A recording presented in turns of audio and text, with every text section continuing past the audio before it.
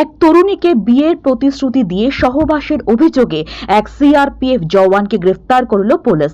ওই তরুণীর কাছ থেকে অভিযোগ পেয়ে শুক্রবার রাতে শুভজিৎ বর্মন নামে ওই জওয়ানকে গ্রেফতার করেছে জগাছা থানার পুলিশ। ধৃতকে শনিবার হাওড়া আদালতে তোলা হলে তার 4 দিনের পুলিশি হেফাজত হয়েছে।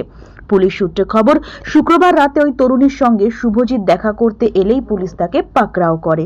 পুলিশের জিজ্ঞাসাবাদে ওই জওয়ান স্বীকার করেছে যে সে জগাছা এলাকার ওই তরুণীকে বিভিন্ন হোটেলে নিয়ে গিয়ে বিয়ের প্রতিশ্রুতি দিয়ে দিনের পর দিন সহবাস করে। এরপরই পুলিশ ওই জওয়ানকে গ্রেফতার করে।